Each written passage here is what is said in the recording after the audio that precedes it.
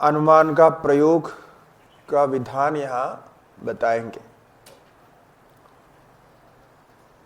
परामर्शजन्यम ज्ञानम अनुमिति ही ये नैयायिकों का लक्षण है, अनुमान का लक्षण है। परामर्श ज्ञान से उत्पन्न जो ज्ञान है उसको अनुमिति कहते हैं। परामर्श ज्ञान तृतीय ज्ञान होता है। दृष्टांत स्थल में पहले लिंग ज्ञान, उसके बाद पक्ष में लिंग ज्ञान, उसके बाद परामर्श के द्वारा साध्य विशिष्ट लिंग ज्ञान होता है। ये प्रक्रिया आवश्यक नहीं है। परामर्श से ही अनुमिति को मानने की आवश्यकता नहीं, किंतु व्याप्ति ज्ञानजन्य अनुमिति ही इतना लक्षण पर्याप्त है। व्याप्ति ज्ञानत्वेन व्याप्ति ज्ञानजन्य अनुमिति ही। तो व्याप्ति ज्ञान से ही ये सब कुछ हो रहा है, क्योंकि जो व्याप्ति ज्ञान का अनुव्यवसाय होता है उसमें भी व्याप्ति ज्ञान ही रहता है। व्याप्ति ज्ञान के शाब्द बोध में, स्मृति में, व्याप्ति ज्ञान ध्वंस में, सभी में व्याप्ति ज्ञान तत्तद प्रक्रिया के अनुसार व्याप्ति ज्ञान ही स्थित है। इसलिए यहाँ व्याप्ति ज्ञान जन्य ये जो लक्षण है, ये अनुव्यवसाय आदि में, व्याप्ति ज्ञान के अनुव्यवसाय आदि में भी अधिव्याप्त नहीं होगा और व्याप्ति ज्ञान से ही उत्पन्न अनुमिति मानने में कोई दोष नहीं है, ये कहा था। और अनुमिति का जो करण है, अनुमिति करणम व्याप्ति ज्ञानम, अनुमिति करण व्याप्ति ज्ञान है। अनुमान का जो करण, अनुमिति का करण है अनुमान, अनुमान का अर्थ व्याप्ति ज्ञान है, ऐसा है। अब वो वे व्याप्ति ज्ञान है, वो तत्संस्कार से भी अवांतर व्यापार से युक्त होता है। तो तज्जन्यत्व तदि तज्जन्य जनकत्व जो अवांतर व्यापार है, ये व्याप्ति ज्ञान संस्कार में स्थित है, क्योंकि व्याप्ति ज्ञान संस्कार व्याप्ति ज्ञान से उत्पन्न होता है और व्याप्ति ज्ञान से उत्पन्न होने वाले अनुमिति के प्रति करण होता है, सहायक होता है।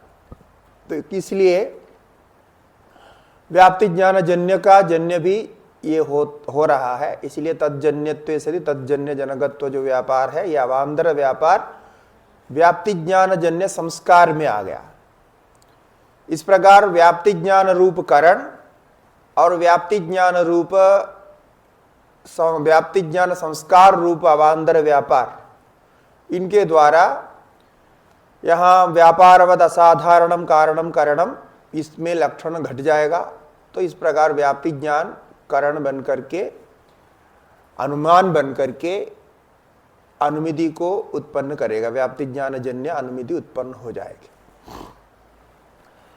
और ये परामर्श को क्यों नहीं मानना है, इसके लिए कहा कि ये परामर्श जो है अनुमिति हेतुत्वेन सिद्ध ही नहीं हुआ है, कि परामर्श को अनुमिति हेतु मानने में कोई युक्ति नहीं है, इसीलिए वो अनुमिति नहीं हो सकते हैं। इसके लिए आगे बताएंगे। न च संस्कारजन्यत्वेन अनुमितेः स्मृतित्वापत्तिः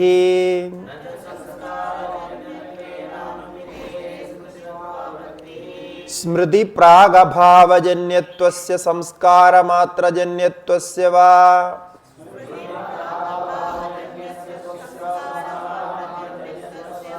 स्मृतित्व प्रयोजकतया संस्कारध्वंस साधारण संस्कारजन्यत्वस्य तदा प्रयोजकत्वात्।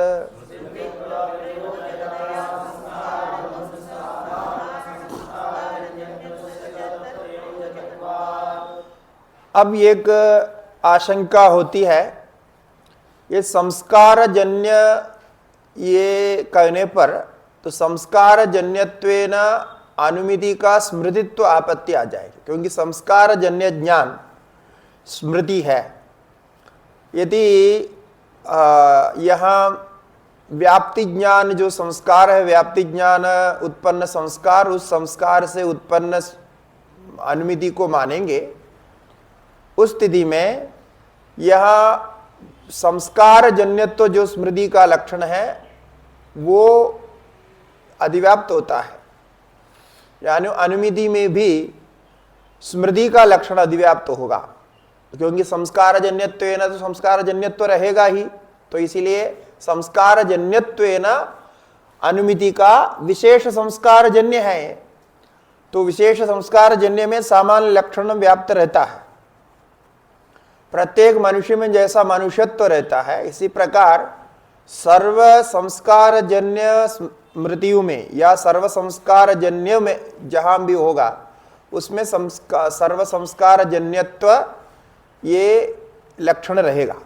तो सर्व संस्कार जन्यत्व यानी सर्व शब्द जरूरत नहीं, संस्कार जन्यत्व रहने से अनुमिति में भी संस्कार जन्य आप मानेंगे तो उसमें स्मृतित्व का लक्षण आएगा, ये आपत्ति है, क्योंकि अनुमिति को कोई स्मृति नहीं मानते।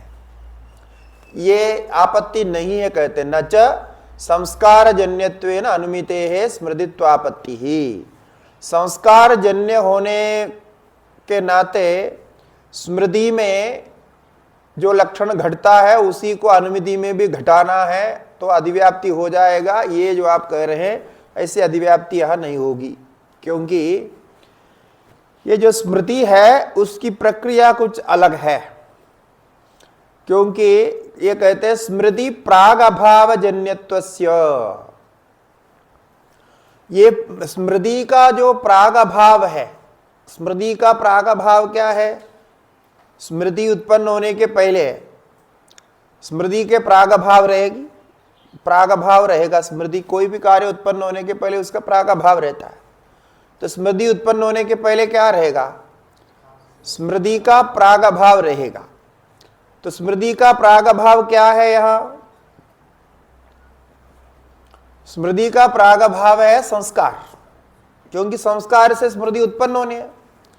जैसे कपालद्वय से घट उत्पन्न होता है, तो उसका कपालद्वय तो समवायी कारण है, और इसके घट उत्पन्न होने के पहले घट का प्राग अभाव भी वहां सामान्य कारण माना गया है। इसके बिना नहीं होगा, क्योंकि साधारण कारण में कार्य का प्राग अभाव भी माना गया। ईशा तज्ञान इतने इच्छा इत्यादि में प्राग अभाव को भी कारण माना है। तो ये प्राग अभाव सभी कार्य का प्राग अभाव रहता है, तो स्मृति का प्राग अभाव भी रहेगा वहां, ऐसा मानेंगे। तो इसलिए कहते हैं कि स्मृति प्राग अभाव जन्यत्व एक लक्षण स्मृति में रहेगा, दूसरा संस्कार मात्र जन्यत्व ये भी रहेगा। स्मृति क्या है? संस्कार मात्र जन्य होती है, इधर से जन्य नहीं होती है। किंतु यहां अनुमिति ऐसा नहीं है। अनुमिति का केवल अवांतर व्यापार है संस्कार, बाकी तो व्याप्ति ज्ञान हेतु है, व्याप्ति ज्ञान कारण है। इसीलिए ये स्मृति प्राग अभाव जन्यत्व को मान करके स्मृतित्व का प्रयोजक उसमें मानना चाहिए। स्मृतित्व का प्रयोजक माने स्मृतित्व का कारण। स्मृतित्व का कारण क्या है? या तो स्मृति का प्राग अभाव अथवा संस्कार मात्र जन्यत्व, कारण दृष्टि से संस्कार मात्र जन्यत्व, ये दोनों में रखने पर ये स्मृतित्व का प्रयोजक वहां इस प्रकार होगा। तो संस्कार ध्वंस साधारण संस्कार जन्यत्व से तथा प्रयोजकत्व। इसीलिए संस्कार ध्वंस में भी साधारण रहने वाले जो स्मृति में रहने वाले लक्षण और संस्कार ध्वंस में रहने वाले लक्षण, ये दोनों एक ही है। संस्कार जन्य संस्कार ध्वंस होता है कि नहीं होता है? संस्कार जन्य संस्कार ध्वंस होता है नहीं होता है? हैं? संस्कार ध्वंस संस्कार जन्य है या नहीं है पूछ रहा है? हाँ, तो ये तो कल बताया था। तो कोई भी किसका भी ध्वंस होगा उसी से जन्य होता है। तो संस्कार जन्यत्व जो लक्षण है वो संस्कार ध्वंस में रहता है, रहता नहीं रहता? संस्कार ध्वंस में क्या रहता है? जन्यत्व रहता है। और स्मृति में भी संस्कार जन्यत्व है। कहाँ है? स्मृति में भी संस्कार जन्यत्व है, और संस्कार ध्वंस में भी संस्कार जन्यत्व है। तो अब क्या है कि ये दोनों में रहता है, एक दोनों विरुद्ध है। तो संस्कार ध्वंस और संस्कार से उत्पन्न स्मृति, ये दोनों में एक लक्षण घट जाने के कारण स्मृतित्व का प्रयोजक संस्कार जन्यत्व को नहीं मान सकते, क्योंकि संस्कार जन्यत्व मानेंगे तो संस्कार ध्वंस में अधिव्याप्ति होगा, तो अधिव्याप्ति होगी तो वो लक्षण नहीं घटेगा और वो उसका विरुद्ध भी है। इसलिए ये संस्कार जन्यत्व मात्र को स्मृतित्व का प्रयोजक नहीं मान सकते। हमें वो संस्कार जन्य में कुछ परिभाषित करना पड़ेगा, यानी परिष्कार करना पड़ेगा। वो परिष्कार यहां किया है मात्र पद जोड़ करके। ये स्मृति जो है संस्कार मात्र जन्य होती है, इस मात्र पद जोड़ करके ये परिष्कार कर दिया, संस्कार मात्र जन्य ऐसा परिष्कार कर दिया। और स्मृति प्राग अभाव जन्य तो ठीक है, स्मृति प्राग अभाव जन्य तो फिर तो रहेगा, वो साधारण कारण है। इसीलिए ये स्मृतित्व प्रयोजक संस्कार जन्यत्व नहीं है, इसके इसलिए हमारे यहाँ लक्षण की अधिव्याप्ति नहीं, क्योंकि हमारा जो अनुमिति में जो लक्षण है वो संस्कार जन्यत्व नहीं है, क्योंकि हमारे यहाँ वो तो केवल अवांतर व्यापार है संस्कार जन्यत्व, और यहाँ व्याप्ति जन्यत्व है, व्याप्ति ज्ञान जन्यत्व है। इसलिए इसमें अंदर हो जाएगा, कोई दोष नहीं है, ऐसा कहा।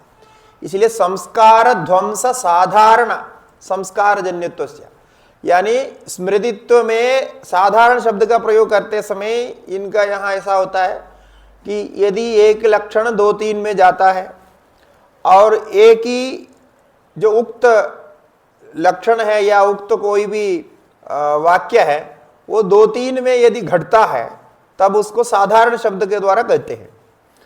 यानी साधारण हो गया तो दोष क्या है, अधिव्याप्ति रहेगी। कोई भी आप बात बता रहे हैं वो अन्यत्र अन्यत्र साधारण है, अन्यत्र अन्यत्र रहता है, तो फिर वो व्याप्ति माने लक्षण घटेगा ही नहीं, तो उससे वो लक्षण का निराकरण हो जाएगा, अथवा प्रयोजकत्व का निराकरण हो जाएगा, हेतुत्व का निराकरण होगा, आदि जो भी होना है वहां संदर्भ के अनुसार जो होना है वो होगा।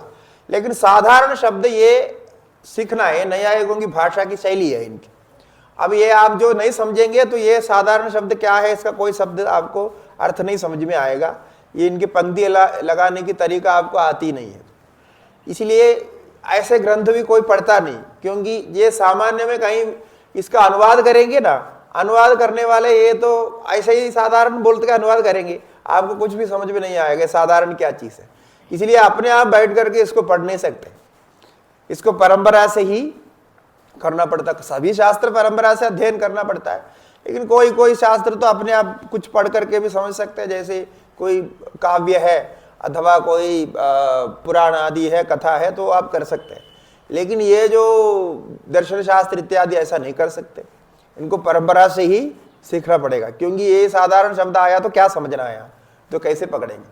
तो संस्कार ध्वंस संस्कार जन्यत्व, ये संस्कार ध्वंस जो है, संस्कार ध्वंस में भी स्मृतित्व का जो प्रयोजक आप मानना चाहते हैं संस्कार जन्यत्व, वो वहां भी जाके बैठा है, इसलिए उसको हम प्रयोजक नहीं मान सकते। यदि मानेंगे तो स्मृति का लक्षण में अधिव्याप्ति दोष हो जाएगा, क्योंकि स्मृति का लक्षण संस्कार ध्वंस में भी जा रहा है, ऐसी हो जाएगी। तो फिर उसमें परिष्कार करना पड़ेगा, इत्यादि कुछ करना पड़ेगा, क्योंकि ज्ञान आदि विशेषण लगाना पड़ेगा या मात्रा पद लगाना पड़ेगा, ऐसे कुछ लगाना है। अब यहाँ तो इन्होंने सरलता से बताया, यद्यपि इसकी प्रक्रिया लंबी है, ऐसे नहीं होता है, इसमें सीधा बता दिया। तो यहाँ तो सीधा बताया, क्योंकि आप न्याय शास्त्र का अध्ययन किए हैं ऐसे समझ करके बात कर रहे हैं कि जब न्याय शास्त्र का अध्ययन आपको नहीं हुआ है तब इसमें ये सब न्याय शास्त्र में जो जो कहा वो सारी बातें स्मरण रखनी पड़ेगी। नहीं जो हुआ है वो सुनते ही समझ लेंगे, ये बात, इसका कहने का मतलब ये होता है, ऐसे समझ लेंगे, ऐसा होता है। तो अब अर्थ क्या हुआ कि ये संस्कार जन्य अनुमिति नहीं है, यही कहना चाहते हैं। और ये संस्कार जन्य अनुमिति क्यों नहीं है, ये कहां से बात उठी है, ये पिछले में उन्होंने कहा था संस्कार जन्य को अवांतर व्यापार माना था। तो ये अवांतर व्यापार मानने से वो यहाँ अभी अधिव्याप्ति दिखाना चाहते हैं। तब कहते हैं तद अप्रयोजकत्वात्, इसीलिए ये संस्कार जन्यत्व मात्र को हम स्मृति का प्रयोजक नहीं मान सकते। तत्शब्द से यहां स्मृति को लेना, स्मृति का प्रयोजक वो नहीं है। क्या? संस्कार जन्यत्व मात्र जो है, इतना कहना, संस्कार जन्यत्व कहना, इतना स्मृति का प्रयोजक नहीं है। इसीलिए यहां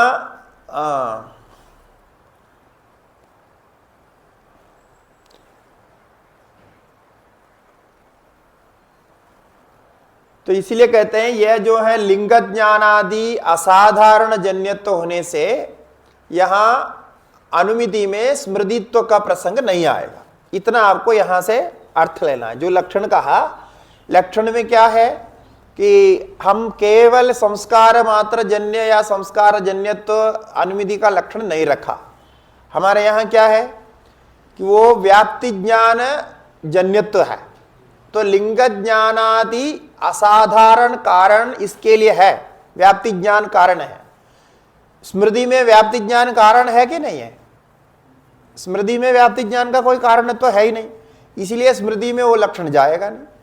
तो इसलिए लिंग ज्ञानादि अनेक असाधारण कारण हमारे पास विद्यमान है। किसके लिए? अनुमिति के लिए। इसीलिए अनुमिति का लक्षण स्मृति में आएगा, ये प्रसंग यहां नहीं आएगा। ये इसका तात्पर्य है, यहां कहने का तात्पर्य है। आगे फिर एक शंका होती है कि ये व्याप्ति स्मरण से अनुमिति स्थल में संस्कार जन्यत्व का व्यभिचार आए। व्याप्ति का तो स्मरण होगा ना। अब व्याप्ति ज्ञान जन्य तो आपने कहा, ये व्याप्ति क्या चीज है? भूयो भूयो दर्शन से वो स्मरण करता है कि हम तत्तद स्थान पे वो दे करके स्मरण करता है। तो स्मरण करने से वो भी तो स्मृति तो हो गई। तो व्याप्ति ज्ञान कहाँ का होगा? व्याप्ति ज्ञान अलग कैसे होगा? तो व्याप्ति स्मरण तो होगा ना। स्मरण नहीं होगा तो क्या करेगा वो आगे? व्याप्ति ज्ञान उसको कैसे आएगा? तो इसलिए व्याप्ति स्मरण से अनुमिति स्थल में भी संस्कार जन्य तो आ गया। इसीलिए आपका लक्षण फिर व्यभिचार कर रहा है। व्याप्ति ज्ञान में भी है संस्कार जन्यत्व, क्योंकि व्याप्ति स्मृति के द्वारा ही वहां होता है। व्याप्ति स्मृति नहीं है तो फिर उसमें नहीं होगा, तो वो तो रहेगा ही। और जब व्याप्ति स्मृति हो जाएगी तो संस्कार का नाश होता है, क्योंकि संस्कार ज्ञान जन्यत्व में संस्कार जो है स्मृति को उत्पन्न करेगा। स्मृति को उत्पन्न करेगा, व्याप्ति स्मृति को। जहां जहां धुआं है वहां वहां अग्नि है, यह तो व्याप्ति स्मरण ही है, स्मृति है। तो इसमें व्यभिचार हो रहा है, ऐसा है। समझ में आया ये क्या बोला? मतलब पहले तो उन्होंने ये संस्कार जन्यत्व का निराकरण किया। संस्कार जन्यत्व हमारे लक्षण में नहीं आता है, क्योंकि हमारे व्याप्ति ज्ञान जन्य अनुमिति है, ऐसा कहा। व्याप्ति ज्ञानत्व है ना, व्याप्ति ज्ञान जन्य अनुमिति, लक्षण दिया। ऐसे में संस्कार का लक्षण इधर नहीं, स्मृति का लक्षण नहीं आएगा, ऐसा अधिव्याप्ति हटाया था। किंतु फिर भी अधिव्याप्ति की प्रसंग है, अधिव्याप्ति प्रसंग है। कैसे? क्योंकि ये व्याप्ति ज्ञान स्वयं संस्कार से उत्पन्न होता है, व्याप्ति स्मृति से। व्याप्ति स्मृति है व्याप्ति ज्ञान, भूयो भूयो दर्शन से हुआ। और वर्तमान में नहीं हो रहा है ना, पहले हो गया। पहले जगह जगह महानसादि स्थानों में उन्होंने धुआं और अग्नि को साथ साथ में दर्शन किया है, और उसका भली भांति स्मरण है, और उसी स्मरण को पुनः व्याप्ति ज्ञान के रूप में प्रकट करके फिर पर्वत में अग्नि का अनुमान कर रहा है, ऐसा है। इसलिए तो लक्षण तो स्मृति का लक्षण तो है ही वहां। स्मृति के बिना कैसे होगा? कोई भी ज्ञान तो स्मृति के द्वारा ही होता है। तो इसीलिए उसका अभी उत्तर दे रहे हैं। नच इत्यादि से कहा, परिहार करते हैं। नच यत्र व्याप्ति स्मरणाद अनुमितिस्तत्र कथम संस्कारो हेतुरिति वाच्यम।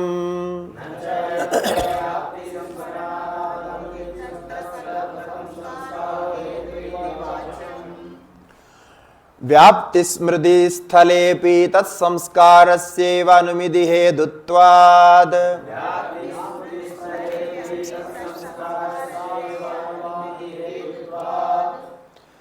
न हि स्मृतेः संस्कारनाशकत्व नियमः स्मृतिधारा दर्शनात्।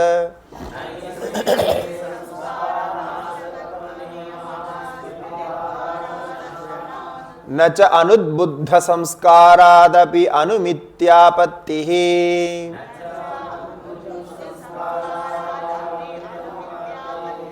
तदुद्बोधस्यापि सहकारित्वात्।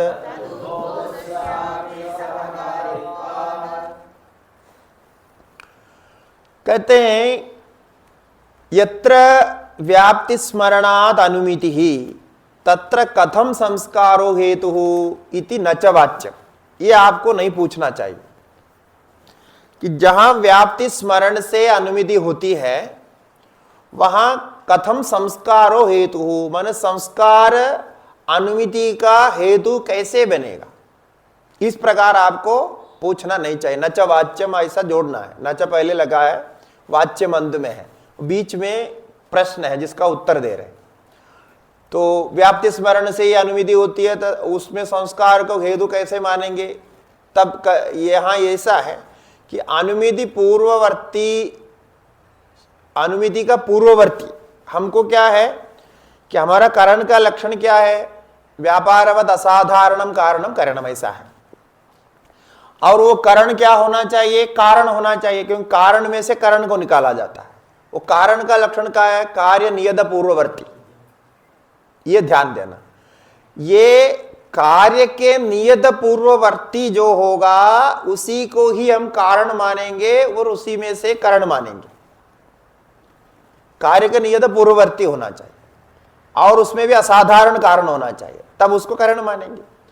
ये जो व्याप्ति स्मरण तो ना, व्याप्ति स्मरण तो होता है, व्याप्ति स्मरण नहीं है ऐसा हम नहीं कह रहे, लेकिन ये जो व्याप्ति स्मरण है वो अनुमिति के पूर्ववर्तित्व नहीं है। उसमें वो व्याप्ति को स्मरण करके व्याप्ति का ज्ञान प्राप्त रहेगा और उसके बाद उसका अनुमिति होगा, और उसके साथ में पक्ष धर्मदा आदि ज्ञान भी रहता है। केवल व्याप्ति स्मरण से तो ज्ञान नहीं हो रहा है, पक्ष धर्मदा ज्ञान भी है उसके साथ। तो पक्ष धर्मदा ज्ञान भी उसका सहकारी बनता है, और पक्ष धर्मदा ज्ञान के बिना तो उसको होगा ही नहीं।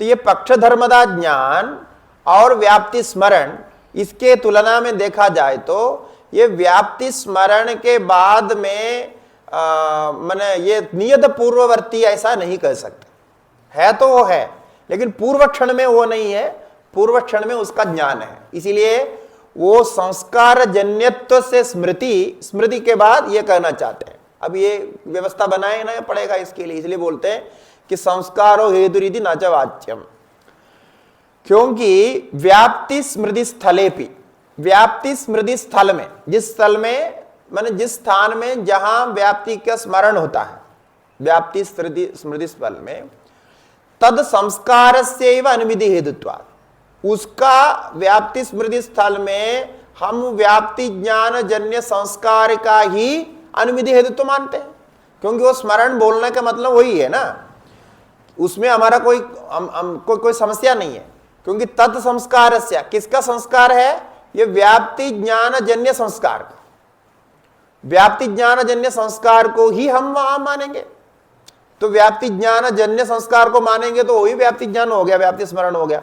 तो व्याप्ति स्मरण स्थल में, उतने स्थान में हम तत्संस्कार को ही अनुमिति का हेतु मानते हैं, इसमें हमारा कोई आपत्ति है ही नहीं। क्योंकि व्याप्ति स्मृति जन्य संस्कार नहीं है, ये दोनों अलग अलग है। ये क्या कहना चाहते हैं कि व्याप्ति स्मृति जन्य संस्कार, उसको हम कारण नहीं मानते हैं, फिर किसको मानते हैं, व्याप्ति संस्कार को कारण मानते हैं। व्याप्ति संस्कार जो है उसको कारण मानते हैं, और उसके इसमें अंदर क्या है कि व्याप्ति संस्कार से जन्य एक व्याप्ति स्मृति होती है, और व्याप्ति संस्कार से जन्य स्मृति होकर के फिर उसमें संस्कार जन्य तो आएगा, किसमें, व्याप्ति ज्ञान में, स्मृति में संस्कार जन्य तो आएगा। हम ऐसा नहीं मानते, हम क्या कर रहे हैं, तद संस्कार से एवकार लगाया कि हम व्याप्ति का संस्कार को ही, व्याप्ति ज्ञान का जो संस्कार है ना, उसी को ही कारण मानते। ये उनके पकड़ने की तरीका है, बात वही है, लेकिन उसको एक पीछे ले लिया। ये क्या कहना चाहता, अधिव्याप्ति कहां दिखा रहे हैं कि व्याप्ति ज्ञान संस्कार ज्ञान जन्य स्मृति में और आपके व्याप्ति स्मरण में एकता दिखाना चाह रहे हैं, तो तब कहते हैं देखो व्याप्ति स्मरण स्थल में, यहां व्याप्ति स्मरण होता है, वहां तो हमें व्याप्ति संस्कार मानना ही पड़ेगा, उसके बिना व्याप्ति स्मरण तो होगा नहीं। किंतु हम व्याप्ति स्मरण जन्य संस्कार को नहीं मानते हैं, लेकिन व्याप्ति संस्कार को मानते हैं। व्याप्ति संस्कार क्या है? भूयो भूयो दर्शन संस्कार, ज्ञान, इसको मानते हैं, इसलिए उसको कोई दोष नहीं। इसलिए व्याप्ति ज्ञान जन्य संस्कार का ही तत्संस्कार सेवा का अर्थ करना, तत्शब्द से व्याप्ति ज्ञान जन्य संस्कार ऐसा मानना। व्याप्ति ज्ञान जन्य संस्कार को ही हम अनुमिति का हेतु मानते हैं। किस तल में? जहां व्याप्ति स्मरण होता है उस तल में। नहीं स्मृदे है संस्कार नाशकत्व नियम। फिर एक आपत्ति यहां है, क्योंकि व्याप्ति स्मरण जब मानेंगे, व्याप्ति स्मरण को यदि हेतु मानेंगे, अभी क्या दोनों में अंदर क्या है? एक तो व्याप्ति स्मरण को हेतु मानना चाहते हैं और दूसरा व्याप्ति संस्कार को हेतु मानना चाहते हैं। ये दोनों है। सिद्धांत क्या मानता है? व्याप्ति संस्कार जो है हेतु है, जो व्याप्ति स्मृति स्थल में व्याप्ति संस्कार हेतु है, किंतु व्याप्ति स्मरण हेतु नहीं है, ऐसा मानेंगे। तो ऐसा मानेंगे तो यहां एक दोष आता है कि ये व्याप्ति संस्कार जो होता है, व्याप्ति संस्कार जन्य जो भी होगा, जो भी संस्कार जन्य होता है, तो संस्कार क्या करता है कि जब स्मरण को उत्पन्न करता है तो संस्कार नष्ट होता है, ऐसा है। तो संस्कार नाशकत्व स्मृति का, स्मृति जो है संस्कार को नष्ट करता है, यानी स्मृति उत्पन्न होगी तो संस्कार को नष्ट करेगा। जैसे कपाल से घड़ उत्पन्न होगा तो कपाल अभी नहीं रहता है, कपाल द्वय नहीं है, वो घड़ बन गया। तो ऐसा ही माना जाता। नष्ट मतलब वो पूरा नष्ट नहीं है, वो उसका अभी भाव नहीं, वो रूप नहीं, ऐसा है। जैसे प्रत्यक्ष से, प्रत्यक्ष अनुभव आदि से स्मृति होने पर जो है प्रत्यक्ष अनुभव आदि का नाश मानते हैं और स्मृति को उत्पत्ति मानते हैं। स्मृति एक अलग ज्ञान है।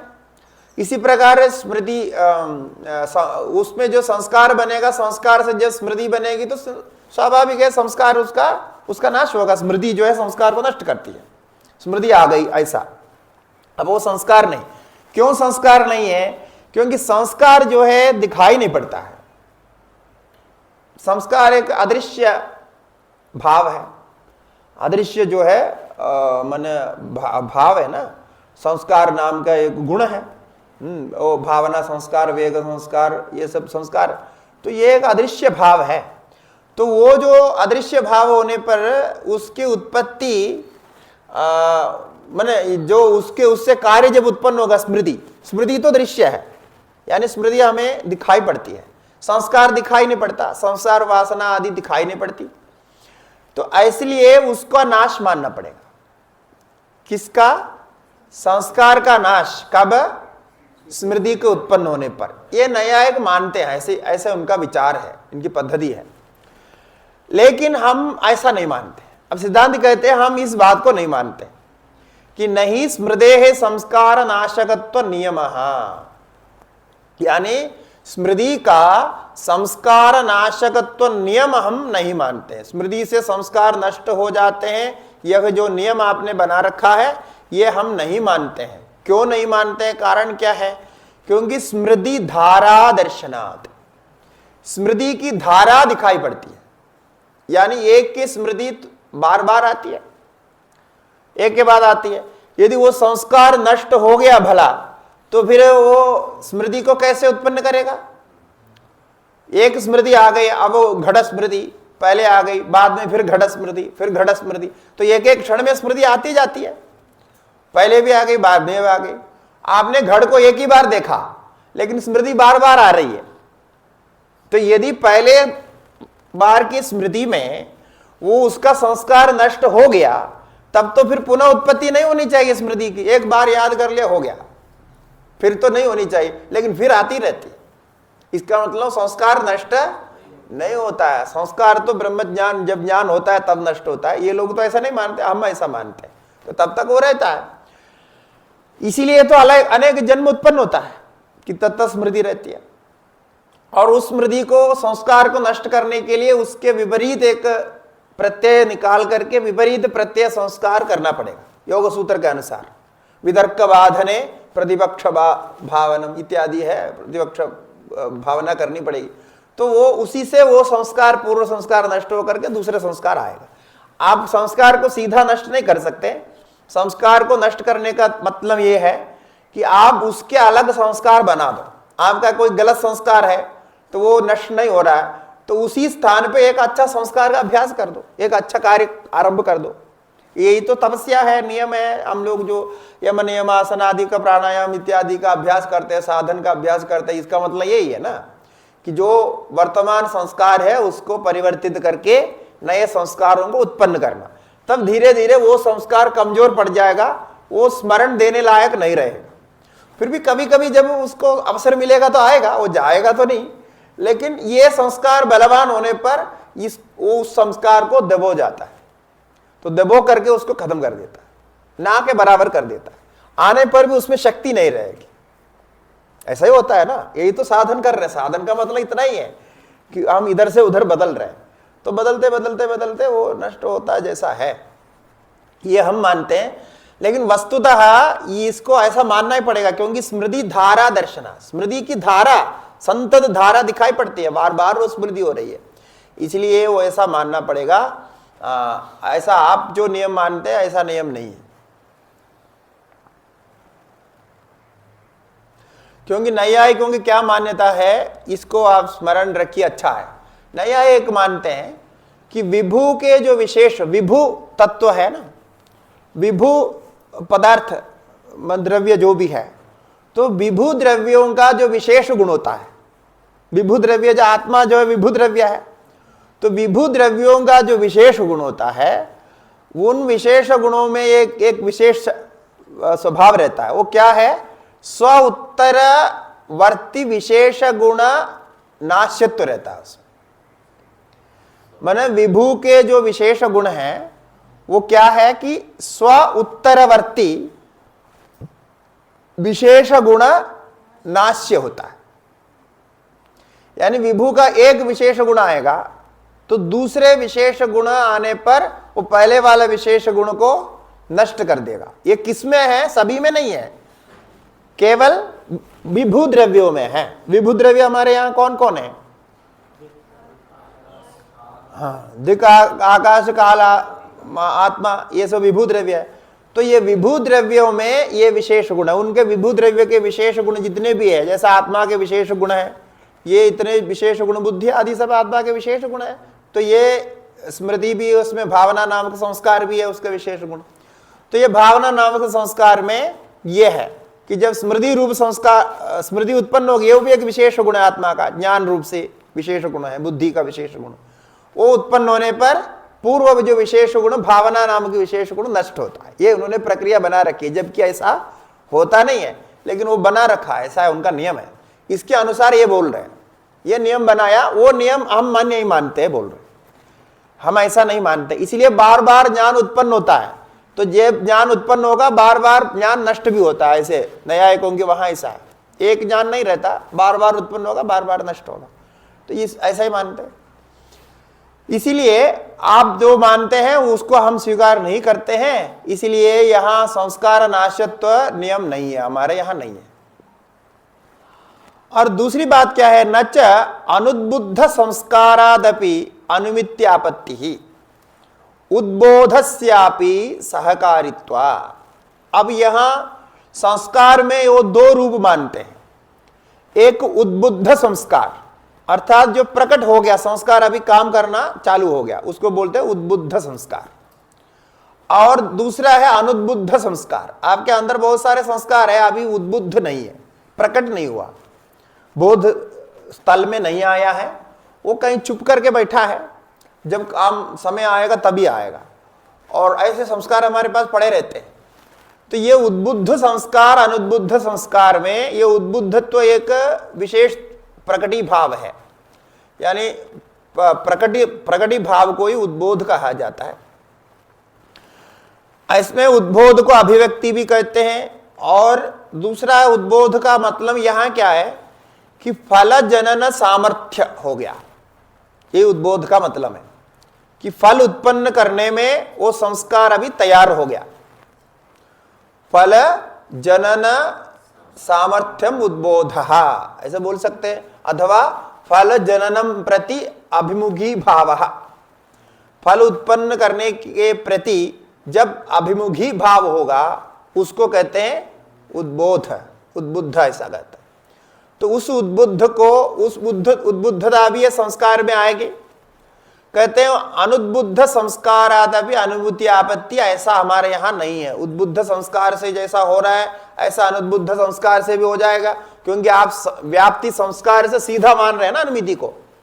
तो व्याप्ति संस्कार में सीधा आप अनुमिति को मानेंगे तो वहां ये दोष हो जाएगा, उद्बुद्ध में से भी आएगा अनुद्बुद्ध में से भी आएगा। तो इसमें क्या आपत्ति है कि जो जो आप अनुमान अभी नहीं करना चाहते हैं वो सारे भी अनुमान आ जाएंगे। अब यहाँ वो कोई नियम नहीं रहेगा ना, कोई भी अनुमान कभी भी आएगा, क्योंकि वो संस्कार तो आपके पास पड़ा ही है, कई संस्कार आपके पास है। तो केवल धुआं और अग्नि का भोयो दर्शन संस्कार है ऐसा तो है नहीं ना, अन्य अन्य संस्कार भी है, तो वो सारे खड़े हो जाएंगे। फिर उद्बुद्ध हुए बिना भी वहां से अनुमति होने लगेगी। कब?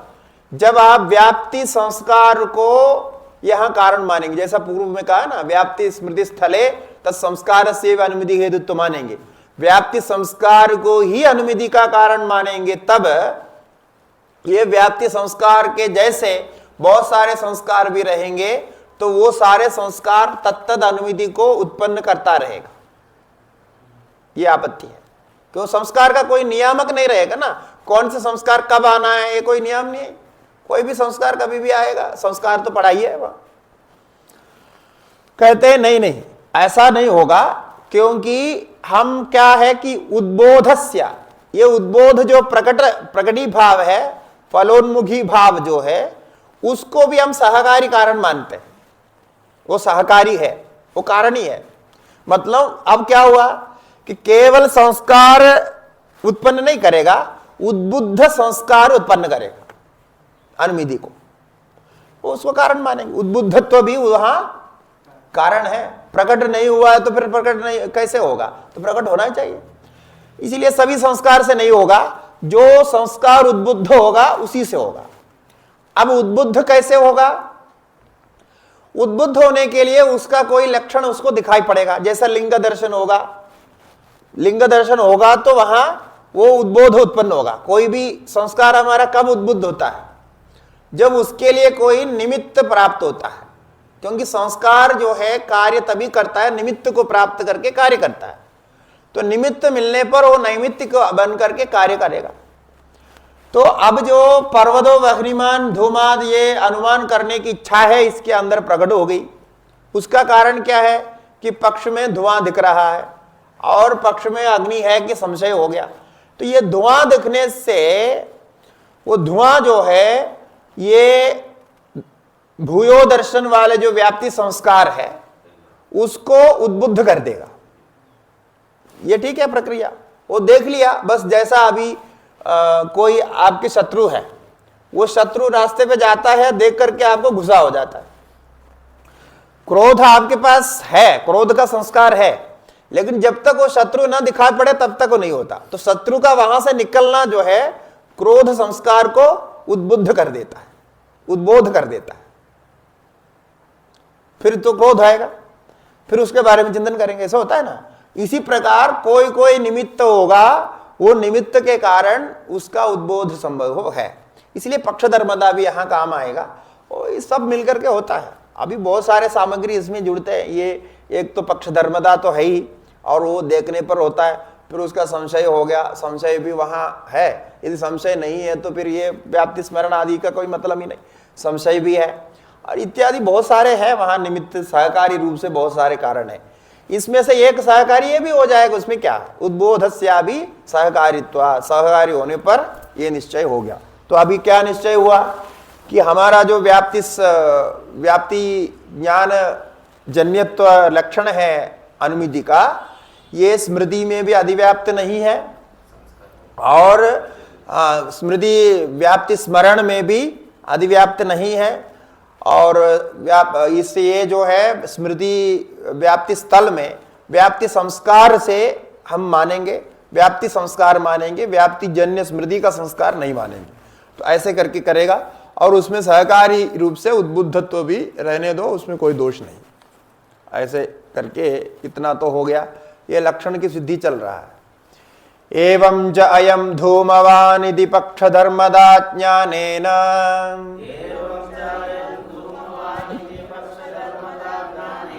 धूमो वह्निव्याप्य इत्यनुभवाहित संस्कार उद्बोधे सति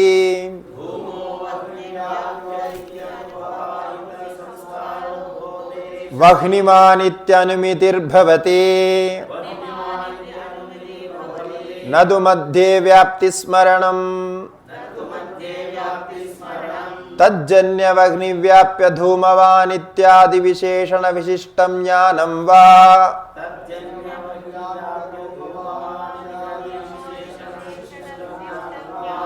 हेतुत्वेन कल्पनीयम् गौरवाद मानाभावाद च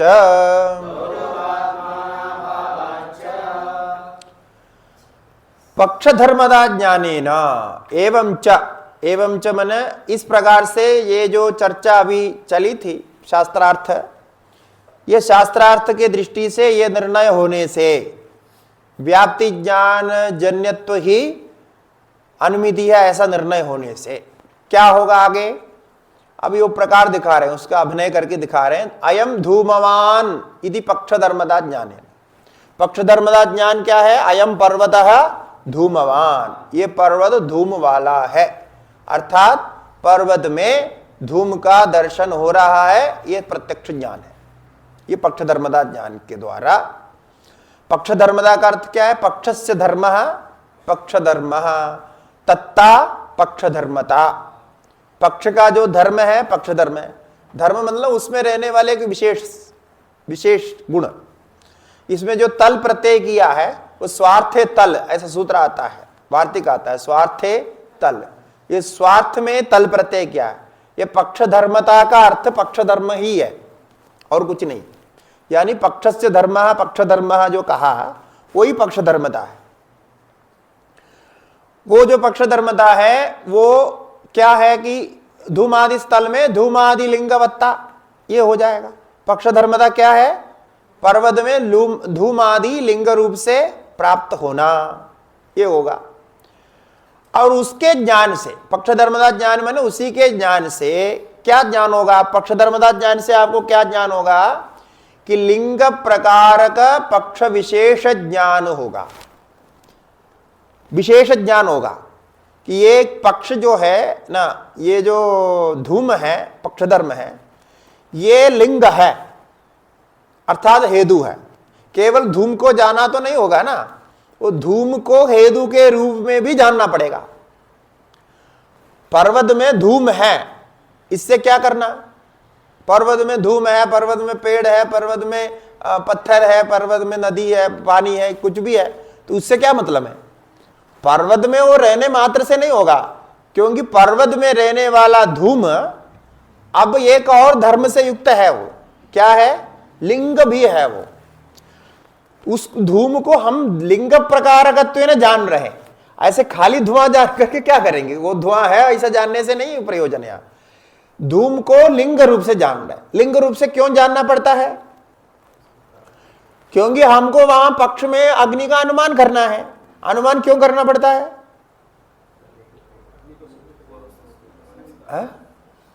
अरे अनुमान क्यों करना पड़ता है ये पता नहीं ये तो फिर तो किसके लिए कर रहे हैं ये सब, अनुमान क्यों करना पड़ता है, ज्ञान के लिए। तो ज्ञान के लिए अनुमान क्यों करना है, फिर ऐसे ही ज्ञान प्राप्त होता है, नहीं प्राप्त होता। अनुमान क्यों करना पड़ता है ज्ञान के, हाँ ये बताओ ना, ये हमारा जो है यहां संशय है, पक्ष का मतलब ही क्या है, वो संदिग्ध है, वहां संशय है, कोई चीज के संशय है, वो संशय में वहां दिखाई नहीं पड़ रहा है, प्रत्यक्ष ज्ञान नहीं हो रहा है, बस इसीलिए हम अनुमान कर रहे हैं कि प्रत्यक्ष का अभाव ये अनुमान के लिए कारण है। और प्रत्यक्ष का अभाव मात्र नहीं, प्रत्यक्ष अभाव स्थल में संशय हो जाना, किसी को संशय हो गया तो यह बताना पड़ेगा। अनुमान तब होता है कि जब आपको प्रत्यक्ष ज्ञान नहीं हो रहा है और आप उस विषय पर संशय कर रहे हैं, उस स्थिति में आप उसी के आजू बाजू में कोई लक्षण ढूंढते हैं, उस समय वहां धुआं आदि कोई लक्षण दिखाई पड़ता है। वो लक्षण दिखाई पड़ने पर उसको आप पक्ष का धर्म मान लेते हैं, यानी पहले ये पक्का करते हैं कि ये हमारे पक्ष में ये है। ऐसा नहीं कि आकाश में धुआं है फिर पर्वत नीचे, ऐसा नहीं। वो पर्वत में अग्नि है ये पक्का करना पड़ेगा, पहले पक्ष धर्मता बनाना पड़ेगा। पक्ष धर्मता बनाने के बाद में फिर उस पक्ष धर्म को हम हेतु बनाते हैं। क्यों? क्योंकि हमें वो अदृश्य का ज्ञान होना है, जिसका प्रत्यक्ष ज्ञान नहीं हो रहा उसका ज्ञान करना है, ये इच्छा है। इसीलिए वो अदृश्य के जिज्ञासा से जो हेतु रूप में हमें आजू बाजू में जो कुछ प्राप्त होता है उसको हेतु बनाने के लिए ये व्याप्ति स्मरण आदि प्रक्रिया है। उसके बिना वो हेतु बनेगा नहीं। आपको व्याप्ति स्मरण है ही नहीं तो हेतु कैसे बनेगा? धुआं जहां होता है वहां अग्नि होती है, ये ऐसा आपको कभी स्मरण है ही नहीं, आपको पता ही नहीं है, तो उसको कभी आप हेतु नहीं बना सकते। इसलिए बहुत कुछ यहाँ मानसिक क्रिया चलती है, इन सब के कारण ही एक कार्य हो जाता है। इसलिए लिंग प्रकारक पक्ष विशेषण ज्ञान विशेष ज्ञान होगा। ये लिंग प्रकारक ज्ञान है, ये हेतु लिंग माने ये जो हिंदू बनाया लिंग बनाया उसी प्रकार हो गया ना, ये पक्ष धर्मदा ज्ञान हो गया।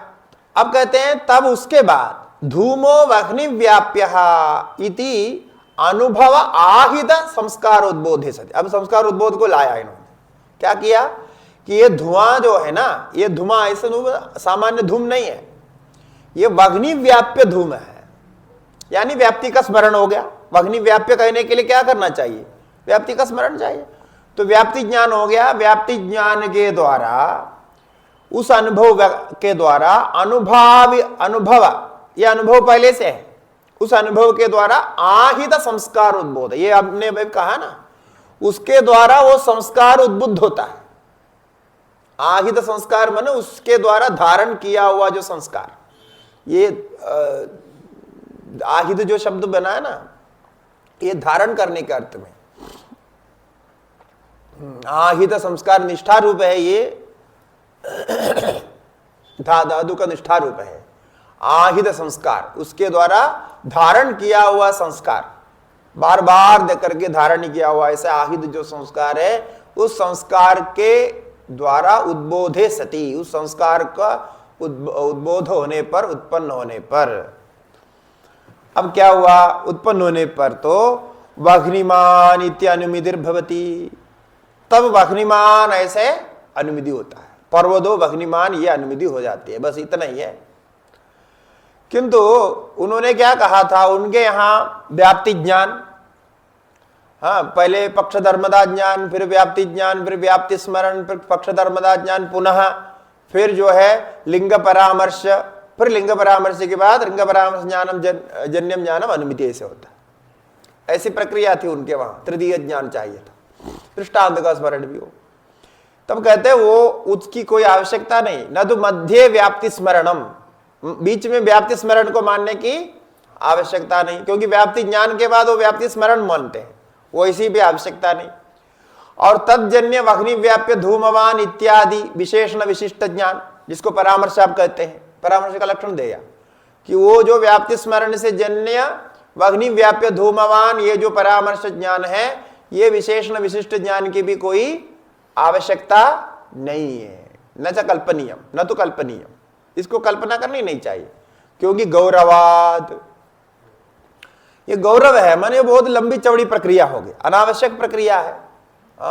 तो मानाभावाद, ये मानाभाव कोई प्रमाण नहीं, इतने लंबी चौड़ी प्रक्रिया बनाने से क्या फल मिलेगा? कुछ नहीं है। क्योंकि अब यहां समस्या क्या है कि ये जो व्याप्ति ज्ञान है, व्याप्ति स्मरण है, फिर पक्ष धर्मदा ज्ञान है, इन्होंने क्या किया? ये तीनों को मिला करके एक लिंग परामर्श बना दिया। तो वही चीज है जो पहले बताया, उसी को ही लिंग परामर्श भी कह रहे हैं।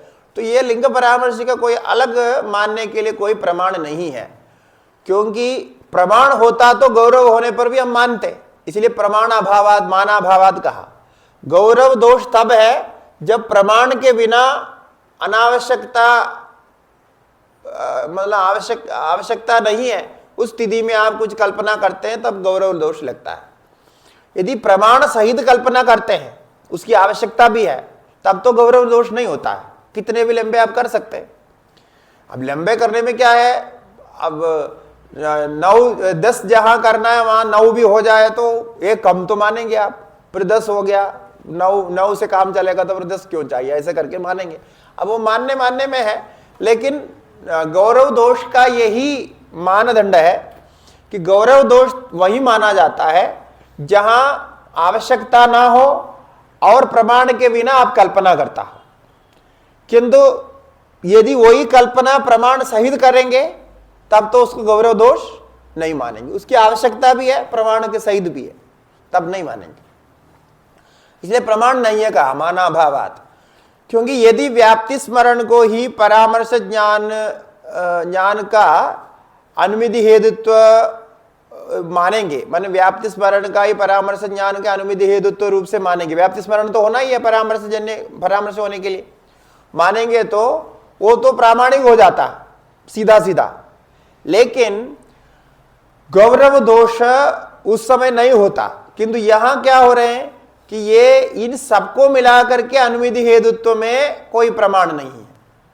आप सीधा बताते तो बात अलग थी, अब सीधा नहीं बता रहे, पहले बोल रहे हैं व्याप्ति ज्ञान चाहिए, फिर व्याप्ति स्मरण चाहिए, फिर जो है उसके बाद पक्षधर्मदा ज्ञान भी चाहिए, फिर पक्षधर्मदा ज्ञान, ये तीनों को मिला करके लिंग परामर्श करके पक्षधर्मदा ज्ञान बना देना, ये है प्रक्रिया, इसकी आवश्यकता नहीं। व्याप्ति ज्ञान अजन्य हो गया, बस इतने से चलेगा, ऐसे करके हम उसको सरल बना दिया। इतने से काम चलने के कारण ये दोष यहाँ सहकारी दोष नहीं, ये व्याप्ति ज्ञान को कारण मानने से ही प्रयोजन है, परामर्श को मानने की आवश्यकता नहीं, ऐसा करके निश्चय किया। तच्च व्याप्ति ज्ञानम वह्नि विषयक ज्ञानांश एव करणम,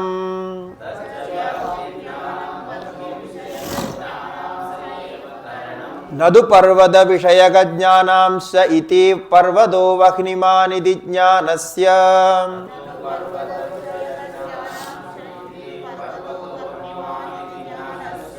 वह्नि अंशे एव अनुमितित्वं न पर्वतांशे,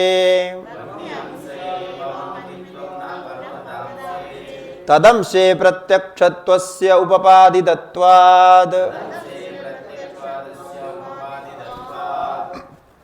अब कहते हैं, ये उपसंहार करते हैं।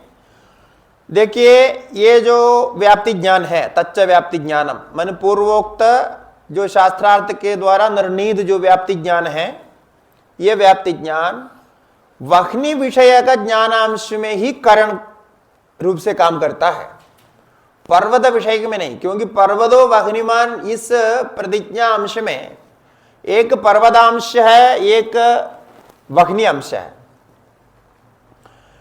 और वह्नि पर्वत का विशेषण बन रहा है, ऐसा है। ये तो पर्वत भी एक विषय है और वह्नि भी एक विषय है। इसमें पर्वतांश जो विषय है, ये प्रत्यक्ष का विषय होने से वहां व्याप्ति ज्ञान की आवश्यकता नहीं पड़ती है, वह व्याप्ति ज्ञान वहां कारण काम नहीं करता, आवश्यकता नहीं। केवल वह्नि अंश में यह काम करता है, और वह्नि को विशेषण बनाने में भी यह काम नहीं करता। वह्नि को विशेषण बनाने में धुआं काम करता है, जो पक्षधर्मदा ज्ञान काम करता है।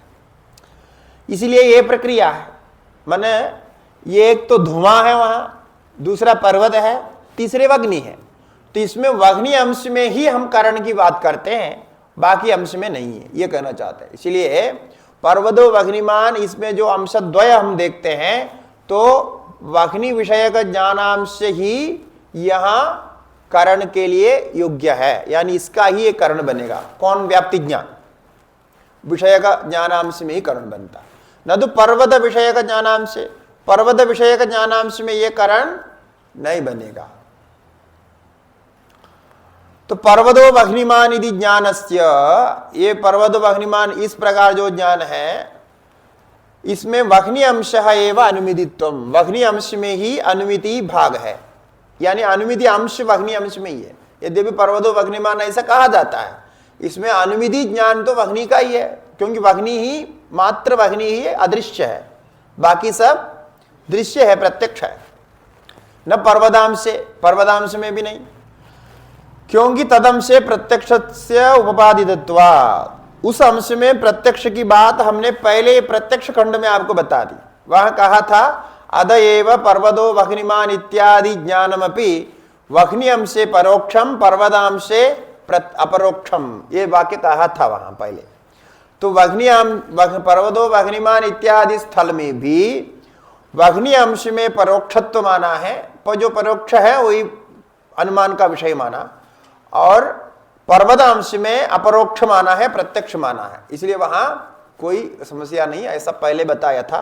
तो उसको यहां स्मरण करते हैं, इसलिए उसका दोनों का विषय अलग अलग होने से ये अलग अलग रखना चाहिए, ये इसमें स्पष्टता भी होनी चाहिए, ऐसा कहा। ओम पूर्णमदः पूर्णमिदं पूर्णात् पूर्णमुदच्यते पूर्णस्य पूर्णमादाय पूर्णमेवावशिष्यते। ओम शांति शांति शांति। श्री गुरुभ्यो नमः। हरि ओम।